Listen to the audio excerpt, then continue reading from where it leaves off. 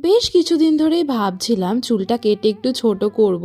আর জানো তো, short hair style আমার ভীষণ ভালো লাগে, কিন্তু আজ যাব কাল যাব এই করে করে স্যালনে যাওয়াই হচ্ছিল না। তাই ফাইনালি আজকে মনস্থির করে পৌঁছে গেছিলাম, আর গিয়েই যথারীতি হেয়ার ওয়াশ করতে বসে গেছিলাম। আর এই হলো হেয়ার কাট করার পর আমার নিউ লুক। কীরকম লাগছে লিখে অবশ্যই জানিও।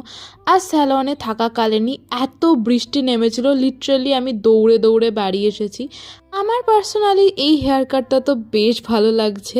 আজকে বাড়িতে রান্না হয়েছে লোটে মাছের ঝুড়ো, তো বাড়ি ফিরে ফার্স্টে ওইটাই ট্রাই করেছিলাম।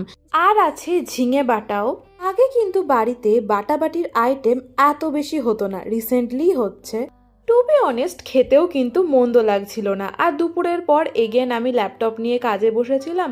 আর আজকে রাতের বেলা আমি আবার বানাচ্ছি পনির, তো ওটাই এখন করছি।